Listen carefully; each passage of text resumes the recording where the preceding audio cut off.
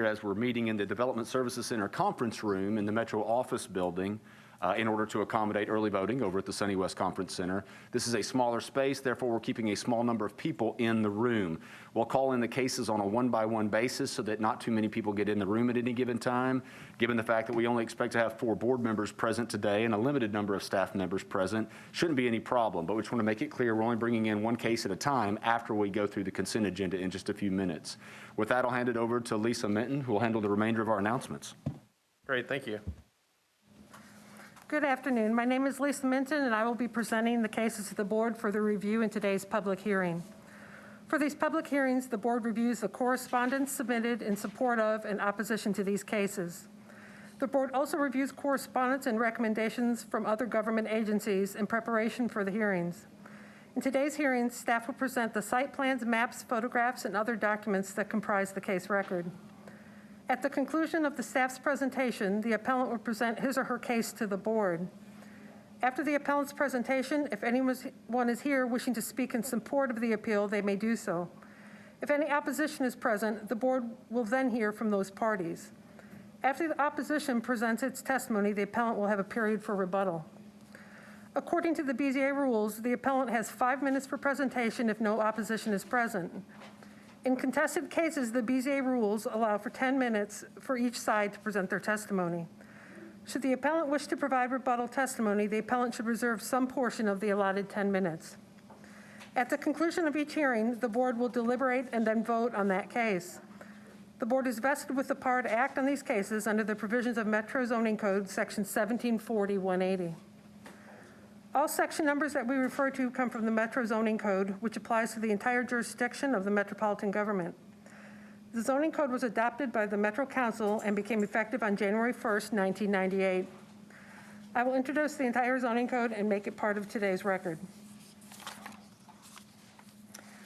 The Metro Code requires a record of these proceedings. Because the BZA meetings are recorded for Metro Nashville Network, it is imperative that anyone addressing the board come forward to the podium and speak into the microphone. All speakers should identify themselves by name and address and then make their desired presentations. The Metro Code requires 4 members of our 7-member board to establish quorum. The code also requires at least 4 affirmative votes to grant an appeal. In the event that 5 or more members are present, but the appeal fails to receive the 4 affirmative votes, the case will remain on the board's agenda for the next 30 days. Applications that fail to receive 4 affirmative votes within 30 days of the public hearing shall be deemed denied by operation of law. Pursuant to board rules, an aggrieved party may appeal board decisions to Chancery or Circuit Court within 60 days of the entry of the BZA order. Additionally, as per the BZA rules, an aggrieved party may file a motion for rehearing by the BZA within 60 days of the original hearing date. After that time elapses, the board's decision becomes final and no further action can be taken. If your appeal is granted, you're required to obtain the permit for which you applied. A permit must be obtained within 2 years for the board approval to remain valid. It should also be noted that if false or misleading testimony is presented to the board, any board approval could be revoked at a later date by means of a show cause hearing before the BZA. Mr. Chairman, I submit that all cases have been filed in proper order, all appellants have been notified by certified mail, and all legal notice requirements have been fulfilled. Great, thank you. There are a few preliminary announcements concerning deferrals and withdrawals. Case 2020-018 has been deferred indefinitely and will require renoticing of the case with a new mailing once it is placed back on the docket.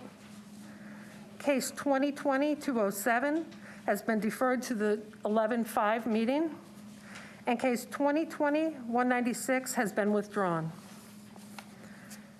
For members of the public, our board utilizes a consent agenda at each of its meetings. One board member reviews the record for each case prior to the hearing and identifies those cases which meet the criteria for the requested action by the appellant.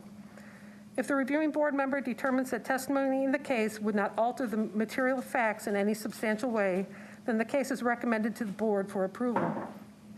We'll enter into the record those cases that have been so recommended, and if anyone is here in opposition to one of those cases identified for the consent agenda, we will remove the case from the consent agenda and hear it in its regular order. Mr. Chairman, these cases are the cases that have been recommended for the consent agenda today. Case 2020-194, located at 646 Revels Drive. Is there anyone here in opposition to case 2020-194?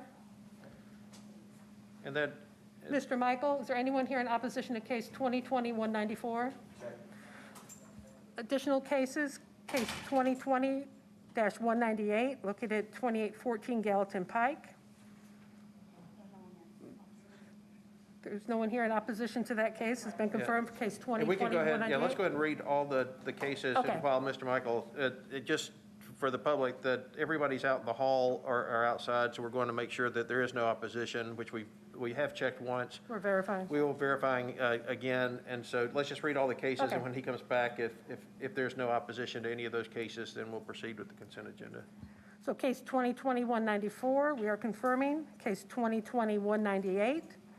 Case 2020-206, located at 6012 Clarksville Pike. And case 2020-208, located at 4316 and 4316B Summercrest Boulevard. We're confirming that there's no opposition present for these 4 cases on the consent agenda.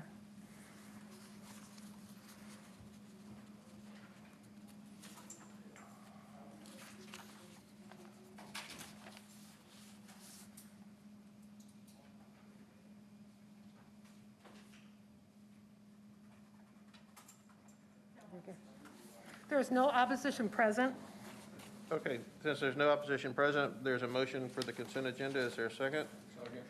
Motion, and there's a second. Is there any discussion? All in favor of the consent agenda, say aye, raise your hand. Any opposed? That motion passes 4-0. Members of the public, if your case was just approved on the consent agenda, please give our staff until Monday to process the documentation associated with your appeal, at which point you may come in to pursue those permits for which you have applied. Mr. Chairman, I believe we do not have any council members present. Is that? Okay. Okay, we'll proceed on with the cases then. The first case up for review is case 2020-184, located at 705 Harpeth Knoll Court. This appellant also has the next case, case 2020-185, located at 709 Harpeth Knoll. I believe we will review these together and then vote separately after they've been reviewed. Yeah, that's right. Okay. 2020-184, here's the parcel viewer map. Here's an aerial view of the property. Here's the proposed site plan for the new residence. Here's the proposed site in relation to the contextual setbacks. Street view of the property. At 705 Harpeth Knoll, they have a contextual 41.3 foot required front setback, and they're requesting a 30-foot front setback. Next property, 185, which is on the adjacent parcel, is also a vacant parcel that he's developing. It's parcel viewer, aerial, proposed site. This property has a 49.8 foot contextual setback, and they're requesting a 40-foot setback. The appellant would like to introduce himself by name and address. You have documents you'd like to share with the... Hold on 1 minute. Jessica will be glad to give those to you. I will pull up this further review. If you'd go ahead and introduce yourself, and then we can pass those out for you while you're speaking of your case.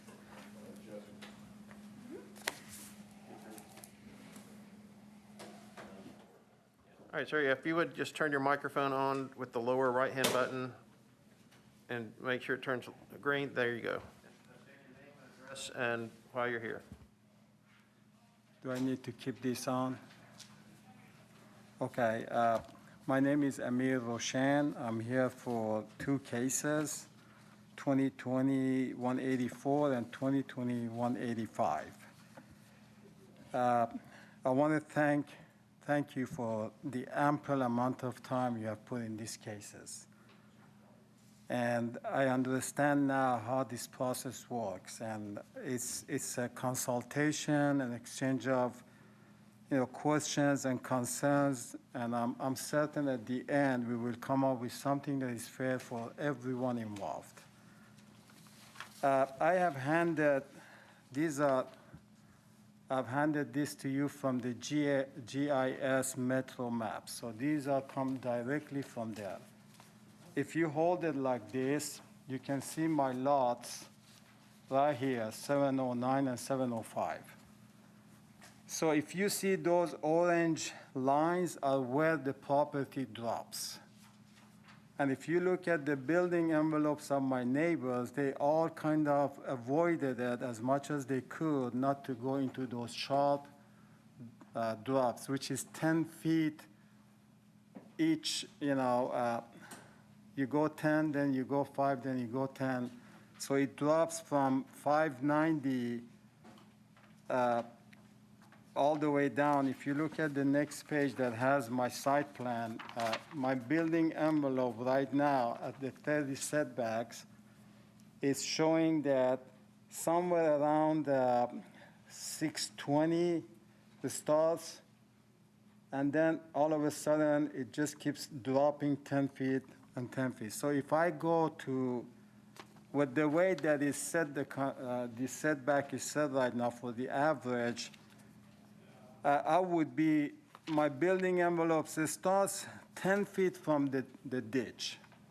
So if I have a building envelope of, let's say, I don't know, 30 by 30, what happens, 20 feet of it goes directly in that ditch, which we went back and forth. It really, I don't even know where we can do the foundation unless we do some sort of a Gatlinburg style of home on lumbers and, a different type of home. Anyway, so when I look at this map, I drove into this area. I saw that these homes, they're really not lining up, but mostly they are. But then there is some homes that they have gone way back. Like my neighbors, the 713 and 717, for one reason or another, they had the lot to go back 77 foot and 66 foot. But everybody else that I looked at, they average about 35, somewhere in that neighborhood. And then the last page is, I have it marked with 2 stars on the first page. Those are the 2 homes just right around the corner from me. We went and measured that other house, the Metro map also shows, is somewhere about 20 feet in front of this other neighbor's house. So for some reason, I don't know why they built it that way. I'm pretty sure they had probably some difficulty with whatever they had to do, or they were just allowed. I don't know. But right now, my faith, I think the faith of people who are going to live in these 2 homes, when I build them, is in the hands of 2 neighbors that they had the land and they just chose to build 77 foot from the street and 66 foot. So for me... 1 minute remaining. Okay. 1 minute. So for me, it's, if I'm kept to this 49 average, 30 foot of the homes is going to be in the ditch. So I probably have to build a skinny home. Maybe I find a floor plan 15 feet deep and 30 feet the other way. Other than that, I'm hoping that I can build something reasonable, especially 705 is on the curb, it's even worse. That's why we have 10 feet difference requesting. Thank you so much. And then when you were first here, I think the contextual setback was 55, is that right? So I think when it was re-examined, it was lowered to 41 feet for the home that's in the curve and on the dead-end part, and then 49 feet for the house. And so you're wanting 30 feet and 40 feet because of the steep drop. Yeah. So, all right, and so is there any questions from the board? I have some questions. Okay. So on 709, your contention is that you can't go further back into that lot because of the drop, the steep slope, is that? Yeah. If you look at the topo, it shows 10-foot drops Right. very rapidly. And we went and looked from the baseball field from behind, and we don't even know if this previous builder 30 years ago if used that area for field. We don't know. We haven't digged into it to really see what's in that drop. So we'll find out when we remove trees, and that's why I'm trying my best to avoid getting into that ditch, as much as possible, because then I'm dealing with the floodplain. And if you look at my neighbor. Well, but is it a ditch or is it, I mean, you still got, I understand that the topography, it drops off steeply, but the issue isn't that you're building it, you'd have to build into a ditch. The issue is that it's just, you've got really steep topography to the ditch, right? I mean, you're not contending that you can't move the house back because there is a ditch right there, right? You're contending it's because of the slope. Exactly, yeah. All I mean, right. I guess you can build on anything, but what I'm trying to do, to really build something that is functional for somebody who's gonna live in it for many years down the road, because basically they won't have a backyard. I mean, no matter how I look at it, so it's either gonna be a side yard or a front yard, and then there is all kind of trees and rocks that we saw in that ditch, and I tried to take pictures, but unfortunately, by this heavy vegetation right now, the pictures showed nothing. It's basically a bunch of leaves and trees, but the topo on the city map pretty much tells the story of what we're dealing with. Well, there's definitely some drop off. Let me ask you on 709, because you would be, the concern I have is that it's gonna look very inconsistent with the neighboring property at 713. It looks like you're gonna be at least 30 or 40 feet out in front of them. Have you spoken with them about what is their position on? I've sent them the mail that was requested of me to send them. I've left them my card on their door and asking them to call me to discuss this. I've sent them the picture of homes that I'm thinking to build, so that way they can at least see what's coming next door. I haven't had anybody returning my call. The only thing I know is some people had approached the council member of the district that, I mean, some of them said they don't like to see any homes built there, and some of them said, I think the next door neighbor didn't want it to be. So as far as you know, the owner of 713 has not objected, even though they have not responded? Not to me. I have no, I went on their weekend, Sunday, even last week when I went to take pictures, I left a call. They No won't call. open the door, I knocked. It's a rental duplex, so I don't know if they even live there.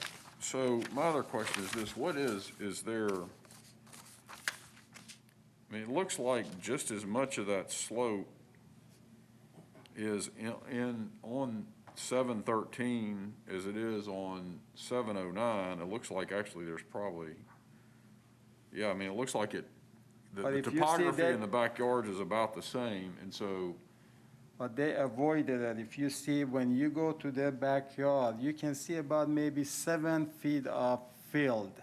So the backyard is sitting on gravel and no grass. It's just basically they put one of those train kind of retainer wall, the lumber, and then they filled it up with gravel, and basically the air conditioning system is sitting there and a little bit of a gravel yard. There is no parking or anything. And the way the lot is, it just changes. I mean, I probably have to build the house where it angles because it cannot directly face. It just has to be, because I have on one side, gives me a little room to angle it, and the other side maybe somehow to stay in line with that, neighborhood circular look. sure. So we're gonna try our best to really build that. Well, They're gonna love it at the I guess end. my concern is that this is gonna be, I don't see nearly as the same issue with 705, but with 709, it seems to me like if I were in 713, this is gonna be pretty incongruent. You're gonna be sticking way out, and yet they were able to build. It would be more compelling to me these topographical problems just presented themselves on lot 709, but they present themselves also on 713, and yet they managed to push back further. So that's my concern about it, just to be direct. If you have any, Well, the only thing I can really say, I'm not an architect, of course, but if I put a scale on here and draw a straight line from corner to corner, you can see that my lot, because it's also on a turn, it gives me less of a flat area to build with the lot next door. and I see that. Yeah. I can draw a line here. It does give you less of an area, but it doesn't look to me like it's just a whole lot less. So anyway, thank you. I wanted to address those questions to you, so thank you for answering Just to them. give you another perspective, from the street to the drop, we measured that by a tape. It's about 68 and some feet. So when we go way back from there, so the way it is right now set up, 49 plus 10 is 59. So it gives me almost 7 feet in that flat area, and the rest of the house goes down. Okay, sir, yeah, I think we're at the questions. Let me ask if there's any other questions, and then, because I think he was satisfied. Are you good? Everybody good? Okay, was there any, Jessica, was there time left, or we? Yes, there's like 36 minutes left. Okay, sir, you have another 30 seconds to say whatever else you'd like to say, and then we can, if there's anything else to add it now, and otherwise we'll close the hearing. And Thank you so much. All right. For everything. Thank you. And I know you've come back several times, and appreciate you doing that. So with that, we'll close. Can I ask one question before you close it? Absolutely. When you bought these lots, had you been out there and looked at them? We did, and I have it written down on the auctioneer. He kept saying 30 feet setback from the front. And I even, in front of everybody, I said, raise my hand. I said, have you talked to the city? He said yes, and he gave me a name of someone in the planning commission, which I know how that works. You just call, they tell you average is 30 feet. Okay. So in a way, he disclosed what he wanted it to Well, disclose. I understand it, but my question is more to you bought these at an auction, Right, and you were out there and you looked at them and you saw the topography of the area. right. And just looking at this, I mean, it wasn't a surprise that there was a big drop-off in the back of it when you acquired it. So now you're coming here today asking sort of forgiveness of a known circumstance, and that's what you're having to work through with me. It not necessarily, I mean, I can see the problem with 705. Can I But and we'll be discussing this in a second. Now, you did answer my question, so I'm gonna defer at this point in time and just sit back. Okay. All right. Good, thank you. All right, we'll close the public hearing. And, you know, the one interesting thing on it to me is that the actual request was very dramatic when it was first requested. I think it went from 55 to 35, and now on both pieces of property, the request is, one is 11 feet from what codes requires, and one is 9 feet from what codes, maybe just a hair more than 9 feet from what codes requires. And so his request is a lot closer to codes than what he had originally proposed, and I think that's probably to his benefit, that, you know, going through this process, at least it got him some footage without having to have our permission. So I guess the question now is on both of these lots, you know, is there a hardship that would allow us to give him less than what code requires? If not, then we would deny the request. But if there is a hardship, then to what extent? Is it the full ask, or is it something different? Christine, did you have? Yes, and thank you to Mr. Pepper for articulating my thoughts. I was glad that you did that, actually. But I'm saying, This is getting scary. no, he kept talking, and it was exactly what was in my head, so I was thankful he did the talking. But I mean, there are hardships. We see the hardships. However, I don't think the request on 709 should be granted because of the hardship it imposes upon the neighbor at 713. But I would be willing to entertain the request for 705. What are the other thoughts? Those are my thoughts, so same thought. Okay. Well, I think the majority is heading in that direction, So, Mr. well, since we do take these separately, Yeah. and since the lot 705 is first, you know, if there's a motion for 705, let's do that, and then we can talk specifically about the other. Okay, I will move to approve the variance request for case 184, which is 705 Harpeth Knoll Court. And that is Due to 30, the, sorry, go ahead. that's to reduce the setback to 30 feet, and that is the Yeah. setback, not, that's setback from the property line, not from the street. I know we've had conversations about that, but that's a 30-foot setback from the property line. Okay. Okay, is that right? And- So that's a Second. motion, and Yeah. Tom, did Second. you? Okay. Yeah. No, actually, you two talk so well together. I'll withdraw my second and allow you, Mr. All right, Pepper. so we have a motion, we have a second, any discussion? All in favor, say aye, raise your hand. Any opposed? That motion passes. So now let's go to case 185, which is 709 Harpeth Knoll, and that's the one that people had issue with. And, you know, I would tend to split the baby and say, you know, could you go 45? But I see what you're saying, but if not, then that's just where it is. Well, I was going to move to reject the request, but, and see if And that I was gets a going to second that motion, actually, so. No, that's fine. So, well, then that is a motion, right? So, all right, so there's a motion to deny the variance, and there's a second. Is there any discussion on that motion? Okay, then all in favor of that motion, raise your hand and say aye.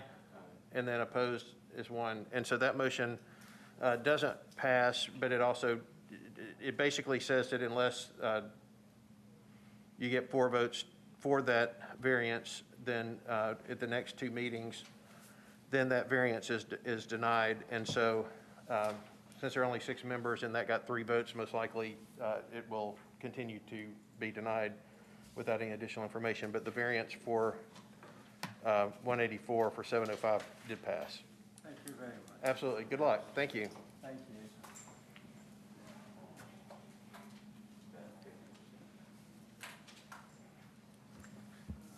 Well, I mean, the effect on that is the same. Yeah. So, The next case to be heard is case 2020-191, which is located at 2201, 2209, and 2115 Elliston Place. And it is a variance request from rear setbacks, landscape buffers, and ISR requirements, and a special exception from the height control plane encroachment for a mixed-use development within the CS district.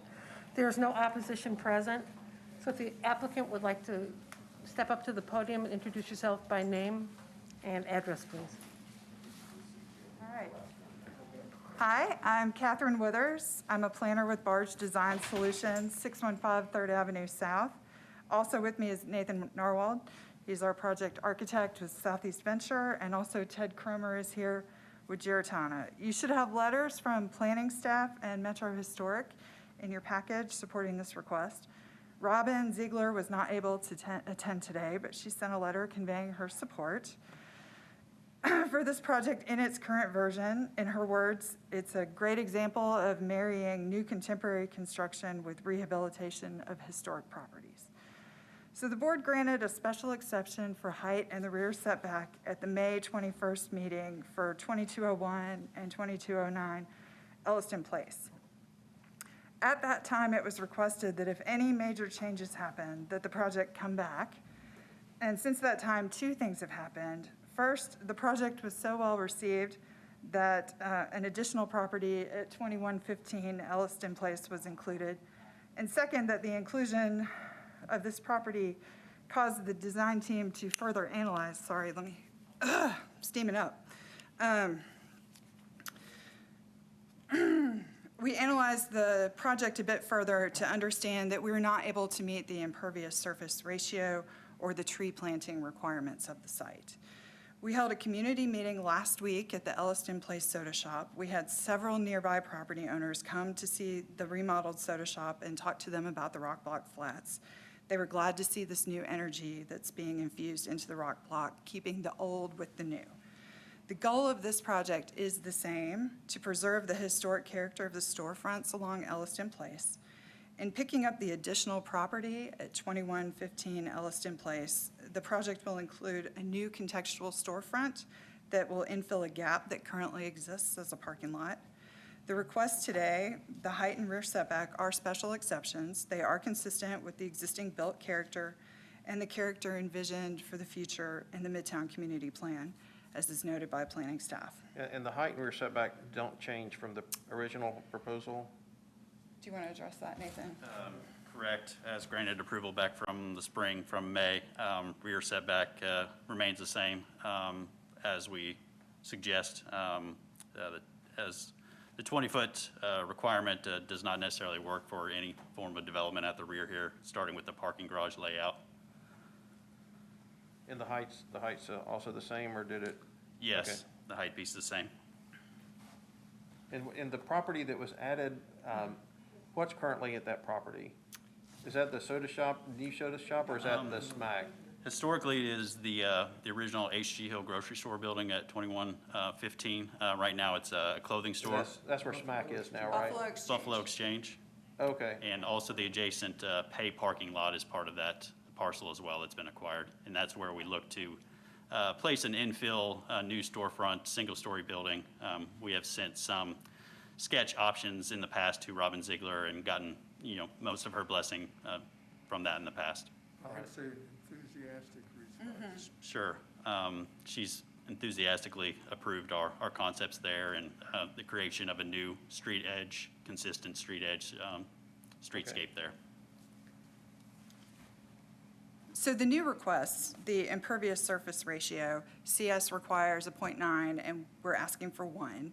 And tree requirements, when you see the preserving of the existing structures, adding in the parking deck to put the new residential structure above, there isn't any space left over. So we would need relief from the TDU requirements.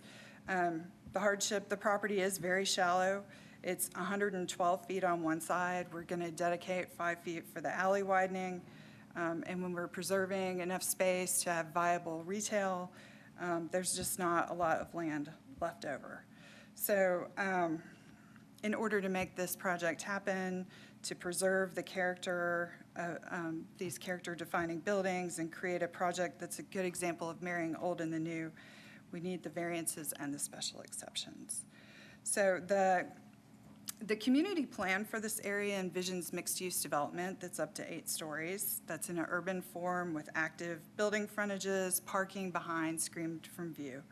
The zoning of CS is actually at odds with the existing character and the vision cast in the community plan policy. CS is better suited to a suburban commercial corridor at the edge of the county. During my previous life as a planner with Metro, I led the community plan update for this area in 2012 and then comprehensive rezoning in 2015. And at that time, agreement couldn't be reached on a zoning district would do everything that this project seeks to do, keeping the old and making way for the new. 1 minute remaining. Okay, so it was left to a property-by-property analysis. So this proposal, I think, meets those goals and the community sentiment, and it has the endorsement of Metro Planning and Historic. And as we've discussed, we've enjoyed Robin's participation in this project, and we will consult with her as it moves forward. With that, we respectfully request your support, and we're here to answer any questions you may have. Is it possible, and I'm assuming that if we approve the special exception, I think last time it had the condition that it was based on the plan as presented, and any substantive changes would have to come back to this board, and I'm assuming that that's acceptable again. And then I guess the only other question on the landscape, I understand, I thought that Stefan said there's not a buffer required, but It's not, it's the tree density. It amounts Right. to about five trees. is there no possibility of doing any kind of curb cut to plant anything in front of the space? I know it has a fairly wide sidewalk. I mean, is there a way to get anything out front as an alternative? We can consult with Public Works to see if they'd be willing to let us put street trees in. Okay, so as a condition to consult with Public Works in the attempt, an expectation to have street trees, that would be acceptable too. Are there any other questions? So there's been no objection whatsoever from neighboring businesses or residents as I review the packet. Is that accurate? That's accurate. And we sent out the community meeting notice, and I asked people to contact me by phone or email, and I had 1-2 calls, but yeah. Is the existing condition now that there are no trees on the site, and is there any pervious surface on the site existing? I think it's all pretty well paved. Thanks. Any, Tom? My only, well, I'll wait until we go into our discussion. Any other questions? Is there anything else to add? All right, then nothing else to add. We'll close public hearing and discussion. I'm just a tree person, so that you sort of brought out the point that maybe we could require them to talk with Public Works or with the forester or something and find some way, if there's possibility, to get some trees. Well, I think that, I agree that would be, the requirement we put on it before was that if it changes substantially, because to me, I get a little worried about special exceptions based on variances and that kind of thing, and have it all of a sudden be a different project. So I like it tied to the project that's presented to the neighbors and to us. And I also think that, I do think it warrants a condition to talk with, Public Works. I think the challenge is if Public Works comes and says absolutely not, then what? Would you want them to come back to us, or would you just say, hey, we really expect you to deal with Public Works, and it'll make your project look nicer, frankly, if you've got 6 trees out in front of it instead of 0. But at least have that conversation, have Public Works tell you no, rather than you not want to do it at all. I mean, it sounds like they'd like to do it if they can, if Public Works would do it. I guess that they know it would be foolish to go in and suggest, oh, we really don't want the trees, but, I think that they're going to come back in front of us a number of times over the next couple of years, and if they get the reputation of not getting our sense of, see if you can find a way to get some trees, because I think it's the general consensus of everybody here that we like trees. Right. We like green spaces and things like that. Okay. And I think they would like it too. Okay. Well, then how about a staff, was there any other discussion? So on the pervious surface, I asked my fellow board members, I'm assuming that, because there is none apparently, but so that's got to pass stormwater. Right. So the fact that they don't have it, it doesn't, it's still got to get the approval of stormwater, so we're good on that, right? Okay, that's. Well, I'll make a pass at this, that we approve the requested variances and special exceptions as presented under the conditions that they are dependent and contingent on the plan as proposed, including the elevation submitted, and that if that were to change in a way that is viewed to be substantively different by the zoning administrator, that would have to come back to this board. And the second condition is that the applicant work with the urban forester and with Public Works to include curb cut tree plantings on the street of the site, and that be a requirement of this project unless they get one of the government agencies to tell them that it's not acceptable. I'll second that. Have a motion, have a second. Is there any other discussion? All in favor, say aye and raise your hand. Any opposed? That motion passes. Good luck, and thank you for saving that part of town. It's going to be really nice. Appreciate it. Thanks.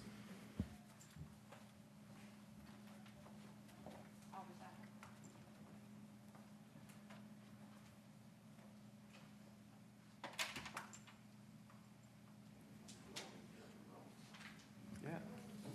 The next case for consideration is case 2020-204, located at 1209 Norville Avenue. They're requesting a variance from the height restrictions for a second-story addition to an existing detached garage. It exceeds the one-story within 16-foot height requirement per the code. They're requesting a 20-foot overall height. Here's the parcel, an aerial. Here's the site plan. There's a street view. I believe there's an elevation. I'm apologizing, it's not in the slides. In your packet, I can tell you which page of your packet it's on. There is a sketch of the elevation for this property also. There's no one here in opposition to this case, so the appellant can introduce yourself by name and address and state your case. Okay. Hi, I'm Jolene Morgan. My address is 1209 Norville Avenue, Nashville 37216. I'm looking to go higher than 16 feet with my garage. My garage is set back from the street behind my house. There's no alley behind my house. Right now, I think it's a 12, maybe less than 12-foot ceiling. I don't even have 8 foot of height inside the garage as it is, but I'm looking to go up higher than the 16-foot that is allotted, and that is not my property. That's not your home right That there? is not my home. That is.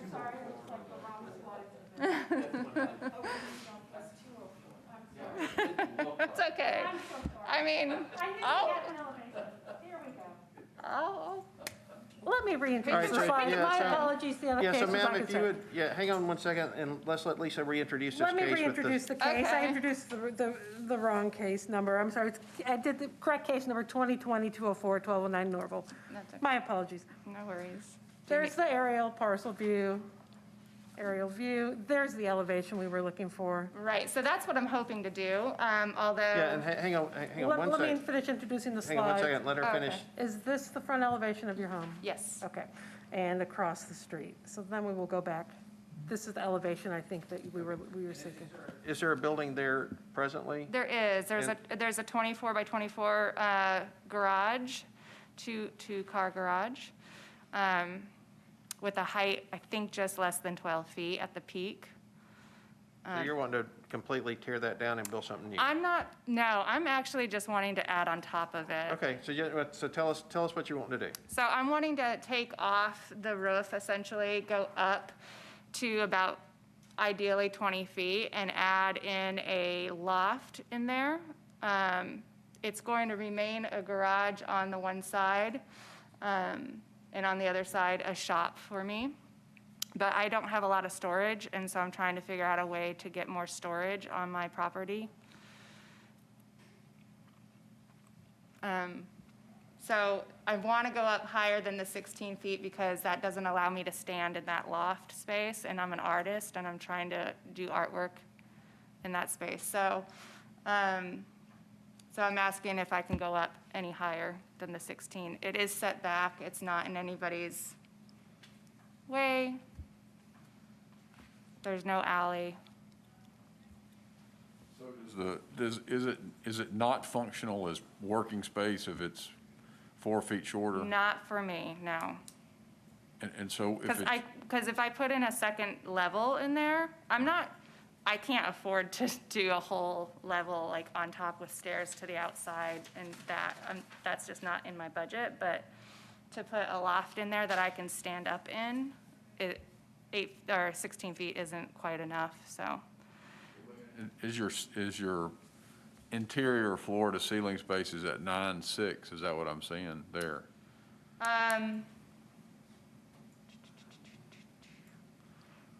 Yes, that's the That's- loft. That's if the you're loft. standing on the floor. That's the how- loft space, Right, that's what you're, okay. yeah. But honestly, I mean, I would take anything over 16. mean, Just to and give that's me a- a little bit more headspace, I'll take 18 if that's all I can get, you know? Well, I mean, if you took 4 feet off of 9'6", you'd be, what, 5'6", so you'd probably definitely be crouching. Yeah. And I do large scale art, so I need places to like store it, and that's not in the downstairs level of it, so. Okay, thank you. Okay. I have a couple questions about the drawings that are in our packet, which are, I don't know if they're appearing up here. Okay, there's a drawing, a hand sketch that shows a proposed addition of, looks like 8 by 14 feet. Is that still a request? Yes, so that's on the back half, and it's basically only half. So the dotted line, the vertical dotted line, is where that will be divided down, and the addition is on that back side of the bigger half of the right side. So there's an addition and you're wanting to raise the roof? Yeah, but the addition still falls within the setback regulations, so. Okay, and there's another drawing that shows, it looks like a bathroom with a shower. The shower is just, it's not necessary, but I just put it in there, so it's just a I have a feeling bathroom. it's not allowed, but we can get a, I think with a I was told with certain a restrictive covenant that I can do it, I don't know. With a this is, recorded covenant, if it can't, it is allowed. okay, it even though cannot be this is used for- RS zoning, It cannot be used for a living space. but a And the- shower's allowed. The covenant, the covenant is required to allow the construction for it to be used. And I've sent that in too. Yep. Yeah, Okay. so, but there's no stove, I mean, it's not gonna be living, so there's no stove. Any other questions for the board? There anything else that you'd like to add? No, I don't think so. Okay. Then we will close the public hearing and discuss. I mean, yeah, I agree, Christine, when I saw it, my first impression was, oh, you're putting in a bathroom, you really want a living space. And I think that the explanation of being a visual artist and large-scale visual artist needing canvas space, to me, resonates. I understand that, and I think that the restrictive covenant, there may be folks in town that violate those, but it's there and it's not, and I'm not suggesting by any stretch that this applicant would do that, but the covenant is there, and it would be illegal to use it as a living space based on that. So,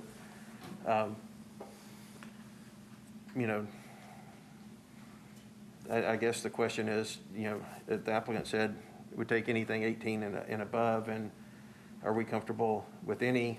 Are we comfortable with the ask of 20? Are we comfortable with something in between? So looking for the hardship, the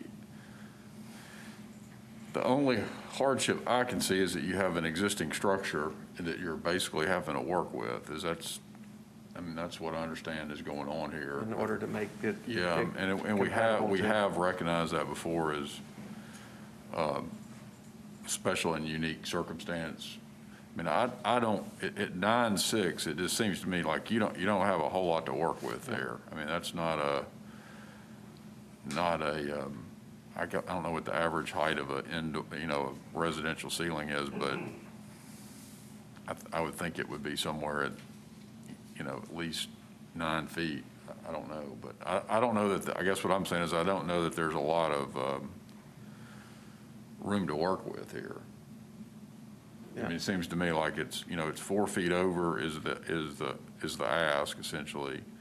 So the question for me is what is the hardship? And I think that you do have an applicant who's working with an existing building, and I think that I want to hear from other board members. I think in the past, we have recognized those kind of situations as creating them. So if you can see a hardship, then, and the rest of us agree, and I'm inclined to be amenable to finding a hardship, the question is, should the height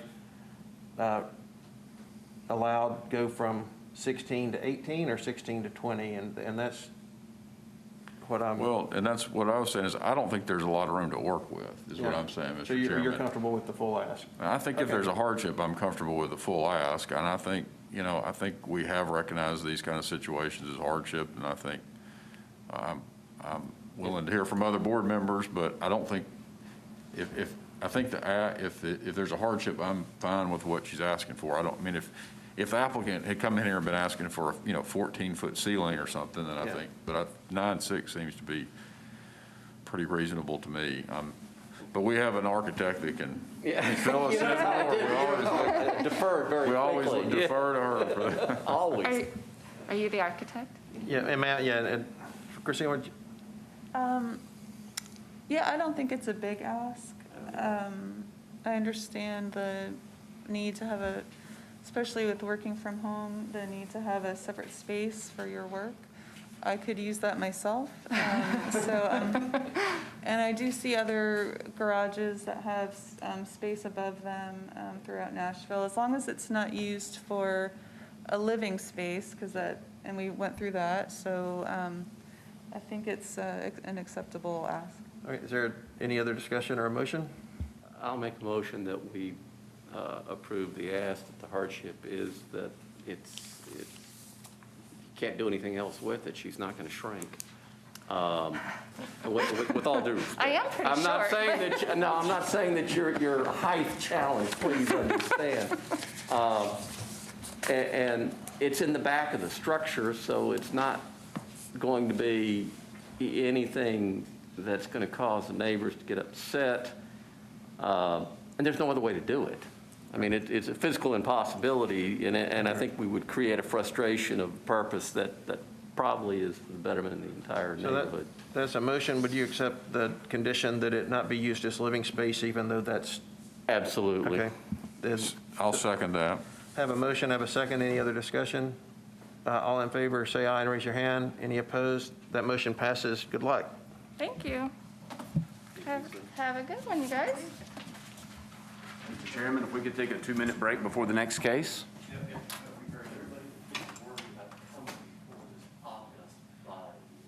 Next case is case 2020-209, located at 624 West Due West Avenue. And they're requesting a variance from the required maximum 75% lineal street frontage commercial use for street-level parking decks.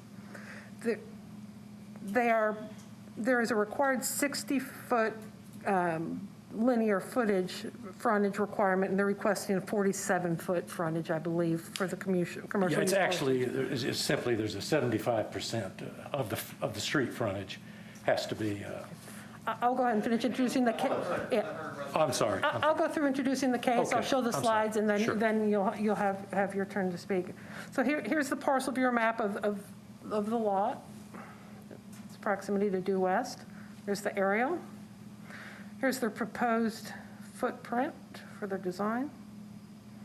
Street views. And additional street views.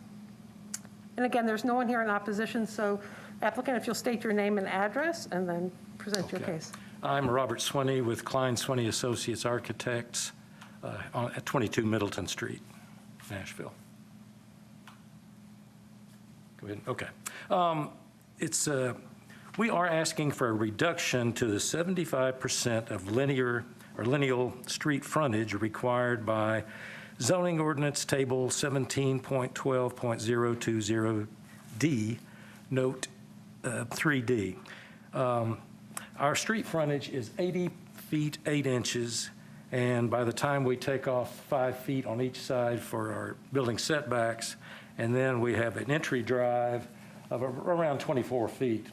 That only leaves us, we can get a total of 53% of frontage that is either retail or the stairway up to our apartments, or condominiums, I'm sorry. And if we include the 4 feet of sidewalk that's in front of the retail, we can get 58%. So there's just really no way to get 75% retail or office on that frontage. So that's where we're asking for that reduction. 13-foot reduction total, is that right? I guess that would be Yeah. correct. Okay. Yes, sir. And I've got, Lisa, I've got a question for codes. On a lot of, I remember seeing these types of frontage requirements, but I don't remember one where you had the setback included. It seemed like a lot of those were with the 0 or the build to, basically, it seems like they're already at a disadvantage on that 75% if you have side setbacks you have to meet too. So is this unusual, or am I thinking something? Not to ask you to interpret what I'm thinking, but This is specifically based on this use of a street-level parking deck for this zoning. So it's not common. It's not. All right, thank you. Were there any other questions at this point? I'm sorry, sir, you can continue. No, I mean, that's basically the story. Any questions, I'll be happy to try to answer them. And you are providing, it looks like, fairly substantial retail space. Yeah, it's a little hard to see, but there's roughly 2,200 square feet on the bottom of that parking area there to the right. So it's long and skinny, but it's about 22 feet, 6 inches wide, and I suppose whatever, 80 or 90 feet long. So they will put some office or cleaners or something down there. Okay. Any other questions for the applicant? All right, and nothing else to add? All right, we'll close the public hearing and discuss. You're sorry Logan's not here. You're the only architect that can be called in on these. Well, I've run into this, in fact, on a project working on now where this, the 75% lineal street frontage is required, and it is really hard to get, they need access to get into the parking area, and the site is tight, and there's Right. really no other way to park the site. So I think due to the nature of the width of the very narrow site, I think that's the hardship, and it's an acceptable ask. Okay. So I could make that a motion. Sure. To approve I guess it's a variance request based on the narrowness of the site. Correct. All right, there's a motion, is there a second? I'll second that. I have a motion, I have a second. Is there any discussion or any other thoughts? We'll call the question. All in favor of the motion, say aye and raise your hand. If you're opposed to the motion, more discussion.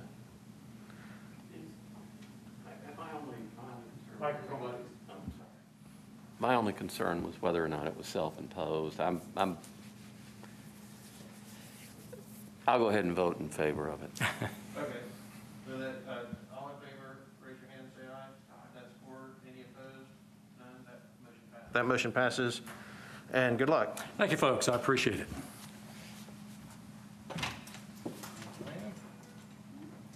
All right, next case.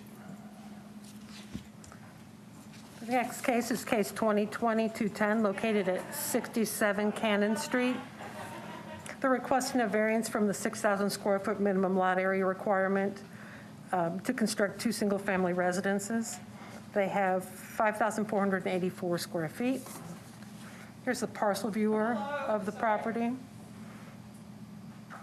An aerial. There's a site plan. Views up and across the street, the property in question, and down the other street.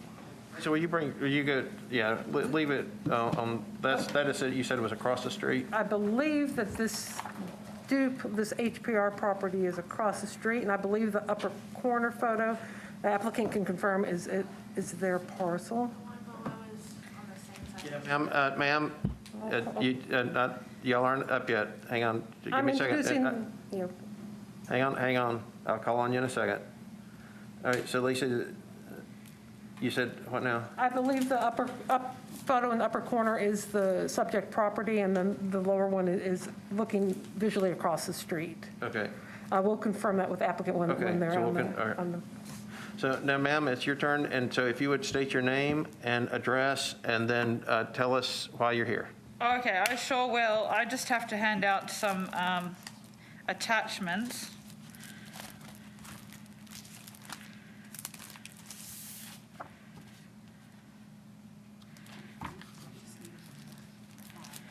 Oh, okay. I thought 8 was needed, so, okay, 4, 5.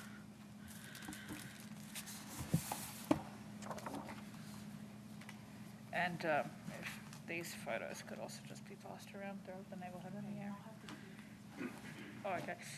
Also, these are letters of support, 55 letters of support. We already have those, right? You only have some of them. You don't have all of them. These are these are all originals. I just need what we don't have. Okay, those are originals of what we don't have.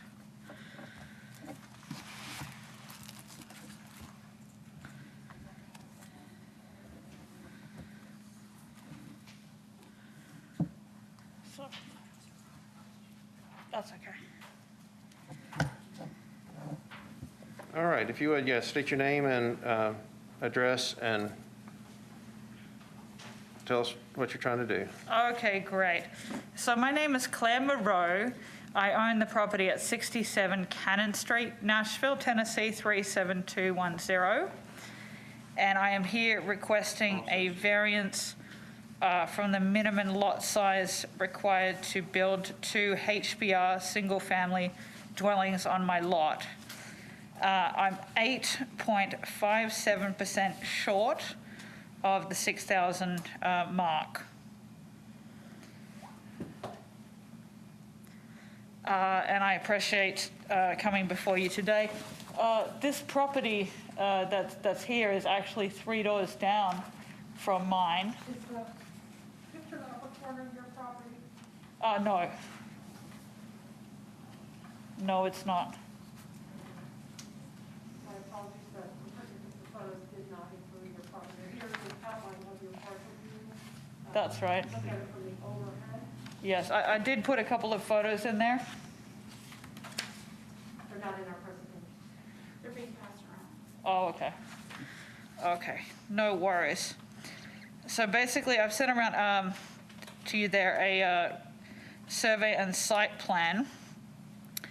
My lot was created in 1949, long before our current zoning restrictions. Please also consider that per current building codes, I would be allowed to build a 3-story, 8,228 square foot home on my parcel, though I am only proposing to build 2 2-story homes with an attached garage, which comes to a total of 4,862 square feet total. Apart from my request to build 2 homes on my lot, I am asking for no other building code exceptions for this development. So I require no setback reductions, no increased lot coverage, no height increases or parking reductions, etc., and no sidewalks will be taken away from this development. There are 13 single-family HBR lots in the small Napier neighborhood, 8 of which have been recently built or are soon to be built, and 2 of those are on undersized lots. The picture that you saw was the 4 HBRs that are currently being built just 3 doors down from my property at 63 and 61 Cannon Street, Nashville.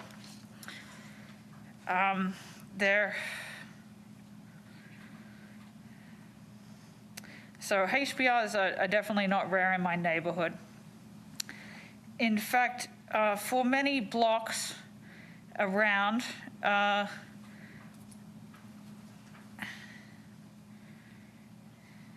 sorry, I'm a bit nervous today. So for the nicest property basically near mine is on 72 Murray Street, which is on an undersized lot, and it's a HPR. That's on a 5,600 26 square foot lot. And I showed a picture of that in the photos. This neighborhood is unique in that it's extremely run down and underdeveloped compared to the surrounding area. So frankly, any new build would be a vast improvement in comparison to the average existing home in the neighborhood. The 2 new homes I am requesting to build would also be a great improvement to the existing gutted home, which is currently on my lot, which has also become a haven for squatters, making the neighborhood unsafe. And I sent around some pictures of rundown properties in the state of the neighborhood. My lot is unusually narrow, being just 33 feet wide, which is untypically narrow for the area, and R6 lots in the greater neighborhood. 1 minute remaining. Okay. Though my lot being 166 feet long is more than enough to build 2 homes on it, the neighborhood has the unusual hardship of having a great amount of split and oddly shaped lots of all shapes and sizes, and there are many lots, half or less than half of the square footage of mine that have houses on them, and some of those are over property lines.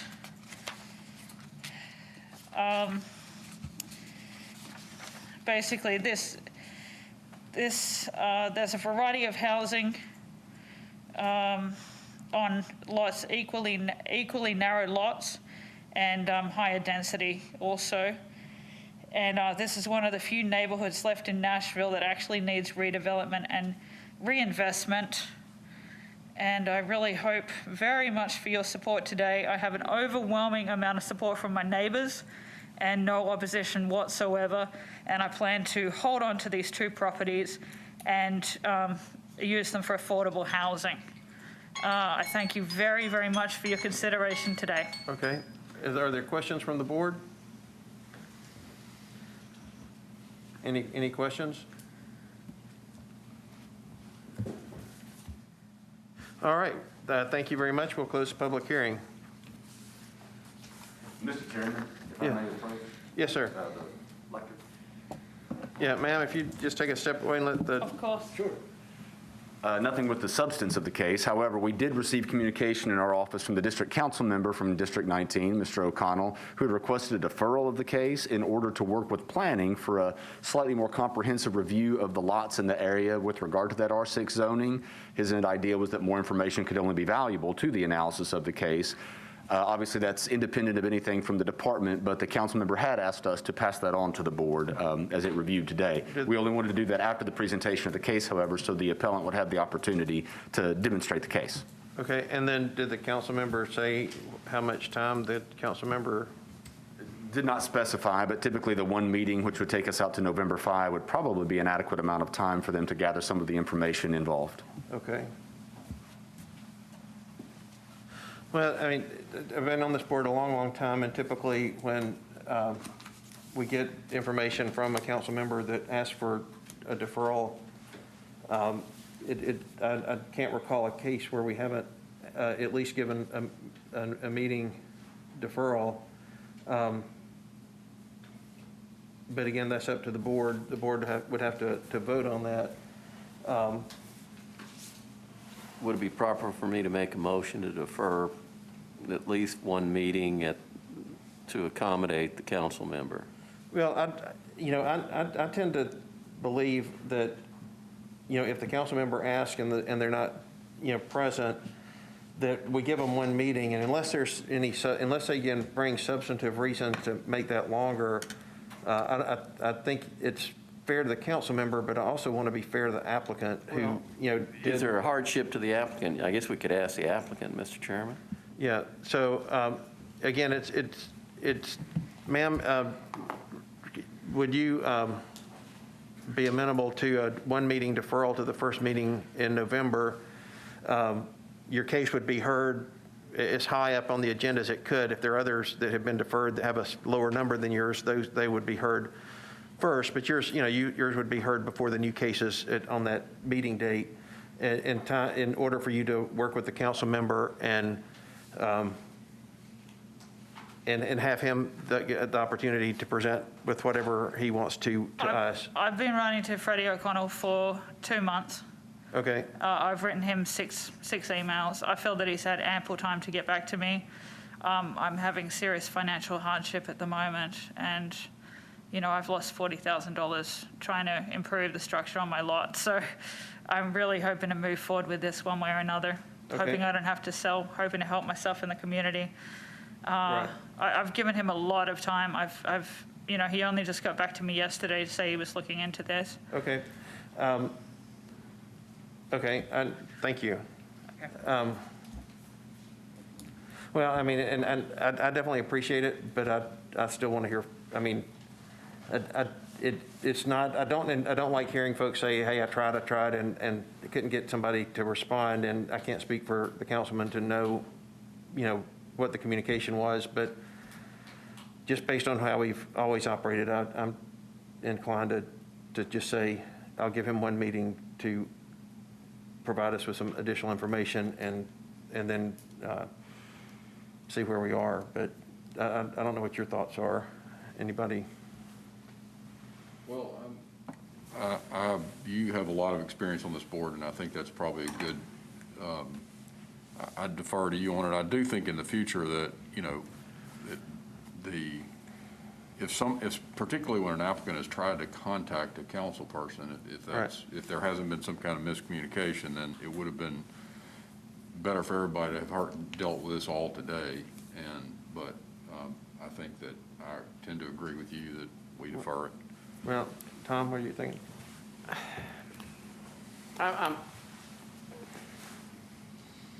I want to give deference to the council member, but I also understand the council member's constituent who's attempted on numerous occasions, but then you know, I've had the wrong email a few times too and could have kicked it to the wrong person. So I'm going to renew my motion to defer it one meeting and make sure we can put it as high up on the agenda as permitted, Jessica. Okay. Next, for our first one in November. Okay. Have a motion. Is there a second? Have a motion and a second. Any other discussion? All in favor of one meeting deferral, raise your hand, say aye. Any opposed? None. All right, so we will hear that November 5th, and it'll be at the top of the docket. And we will hear that kind of regardless of what we hear back. We'll give that opportunity. All right, thank you. Thank you. And we'll see you in a couple weeks. Okay.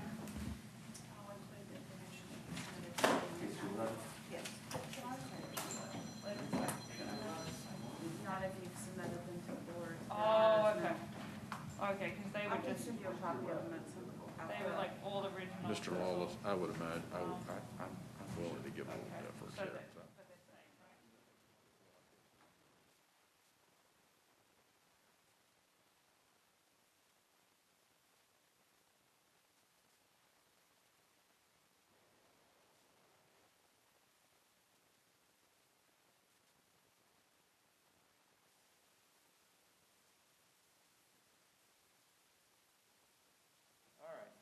Last case. The next case is case 2020-211, which includes 3 parcels located at 012th Avenue North, 1810 12th Avenue North, and a second parcel at 012th Avenue North.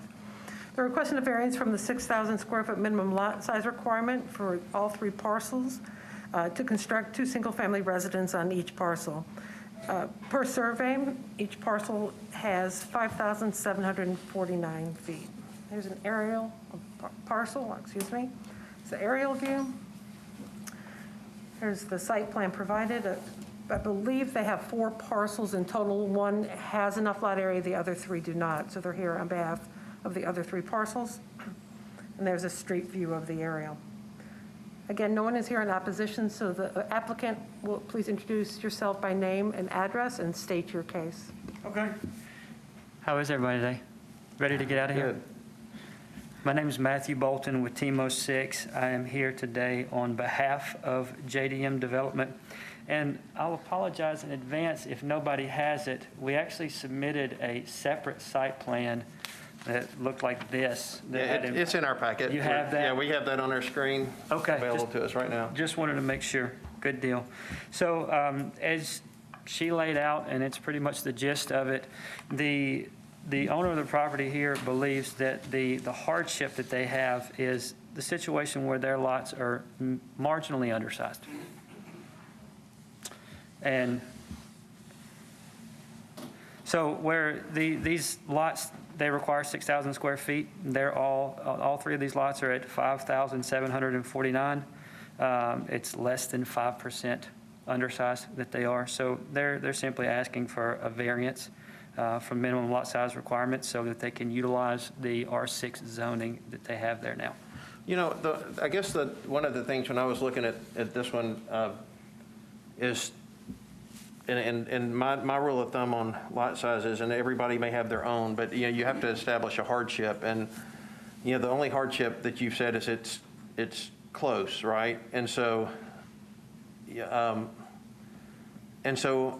for me to determine, and again, everybody on this board may have a different take on it, but for me to determine if it's a hardship, if it's close, if closeness is in fact a hardship, is how does it relate to all the other lots around it? And I can't find, when I looked at the parcel viewer and looked at kind of the neighborhood, I didn't see that these lots were shaped any differently than the ones around it. It seems like everybody's close. And so, if you were the only pie-shaped lot on the street and everybody else was bigger and you were off because of the pie, or one end was narrower than the other, and that was different than everybody else and everybody else qualified, then to me that's where I understand a hardship to take place.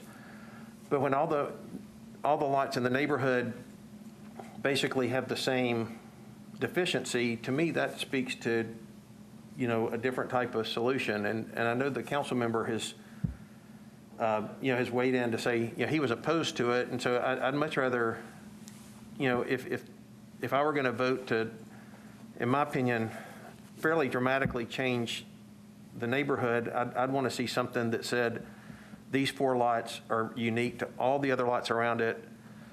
They all can do 2-family. I can't, and it's just these 4, or it's just this street, and all the 5 streets around it are able to, you can't do something because your lot's shaped differently, or it just happened to be on a street that they squeezed an extra, something. I don't know. There has to be something that says I'm different, and this is why. And I couldn't see that on the parcel viewer. So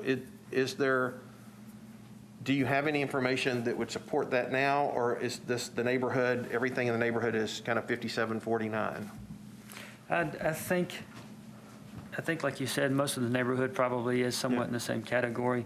From the property owner's perspective, it's probably because one of those lots in those 4 parcels that they own, it has appropriate lot area, which is probably what brought that to their attention. But regarding all of the other properties on that street in particular, I don't have that information, or personally know of anything that largely differentiates these 3 lots from those.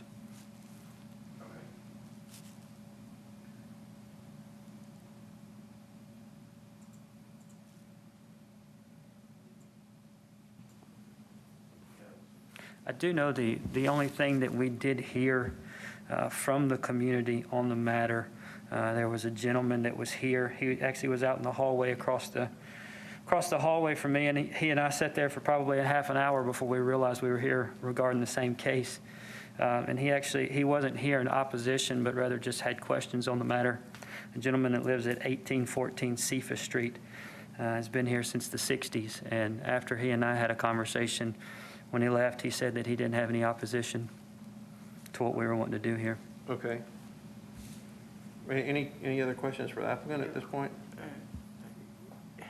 What conversations have you had with the council member? It sounds like I'm giving an awful lot of deference to council members today, but I mean, have you had any direct contact with Councilman Taylor?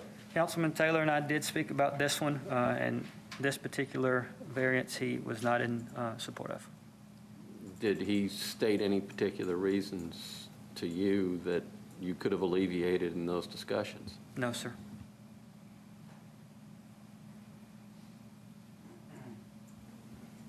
Thank you. Any questions? All right, did you continue, or if you had anything else to add? I don't have anything to add to it. Okay. Then we'll close public hearing. And thoughts, I mean, I think I've already expressed mine. I mean, I think, Ross sometimes, it looks at surveys and that kind of thing, which I totally respect. But also, to me, it needs that, I like to see that extra layer of, do you get something your neighbors don't? Or do they get something that you don't because your lot's a little smaller? And if they get something that you don't because your lot's smaller, to me, that's the tipping point. But I just don't see that here. And the council member said that the neighbors have concerns and he doesn't support it. So to me, those two strikes are enough. But Well, I looked at the councilman's letter, and I think for it to be compelling to me, it needs to have more in it than that. Just I've had concerns from the neighbors. That's all he says. There's no, and I think the councilman did the same thing with the applicant.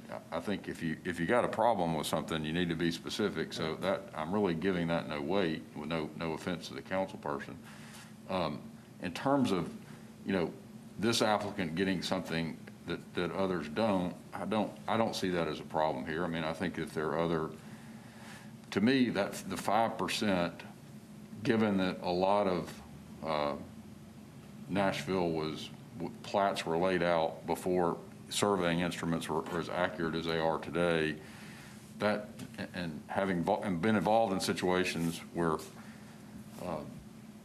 there have been differences between surveyors, to me, the 5% that's just so close to not let somebody do what they would otherwise be able to do with their property because it's 5% off, knowing that, I do think that there's always a possibility that there's different surveyors could come up with different square footage. So I think that it's, for me in this city right now where we need, I think, more density and more housing and more affordable housing, that there's also I know it doesn't have anything to do with the hardship, but it certainly doesn't hurt, I think, the applicant's case that they're, I think there are good reasons to have this kind of housing. So, I'm okay with it. I think it's within 5%. I think 4.27, less than 5%. And I think, if anybody else in the area came forward and was within 4.2%, I don't think they would be treated any differently. And I understand your point, Chairman Taylor, and I think that is valid in a lot of circumstances. I'm just not sure that it is here.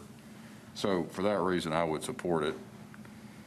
I would support the applicant. So, any other thoughts or questions? I'll have to say I agree with Chairman Taylor's statements. So I'm bouncing back and forth today between you all. And I was listening to Mr. Pepper thinking, well, that makes a lot of sense.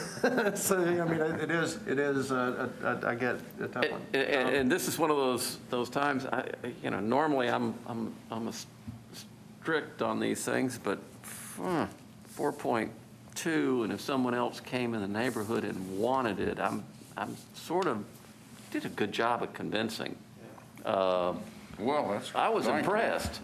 Thank you. And I sort of, if you made yours a motion, I would second it. I have a feeling it's going to not go real terribly far, but. Well, and I guess my only thought, and again, it is that because it applies to, and again, when I looked at the overview, and we don't have that, and it looked like everything was fairly uniform, and I just didn't see a lot of lots close by that were obviously, like even across the street, 115 by 50, which is where he is, 115 by 50. The next block was 50, and I think it was also, well, there's at the bottom of the page, lot 49 is 115. So all the ones on either, basically, the ones behind it and the one across the street are all that appear to be pretty close to the same size. One of his lots is 6,030 feet or something like that, is 52 and a half by 115, which doesn't give him enough extra square footage to, average the others to be.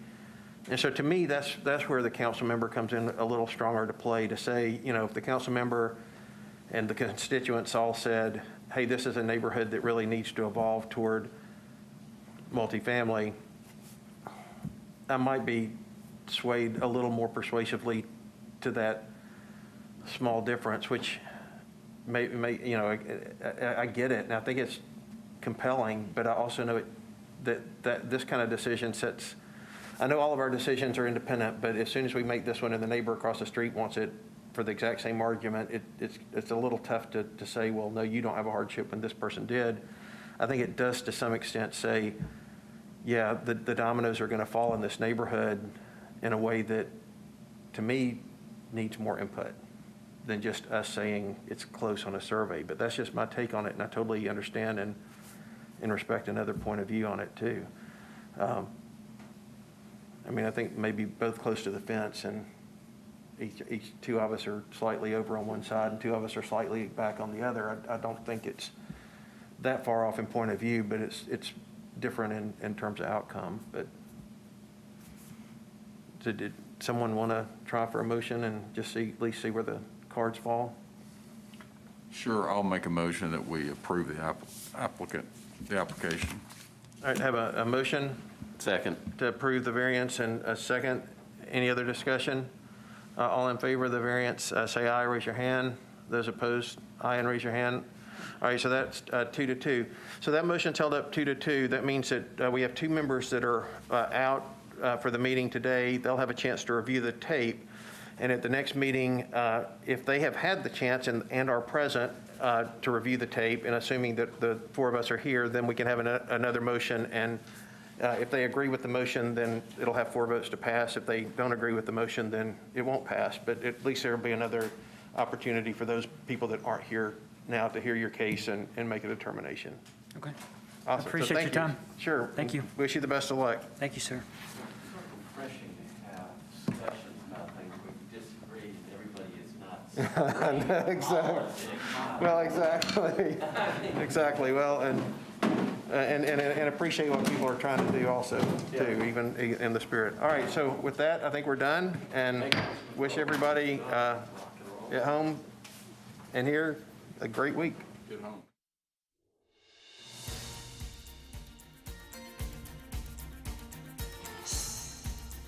This has been a service of the Metro Nashville Network. If you would like to see this presentation again, or for more information about this and other programs, visit nashville.gov.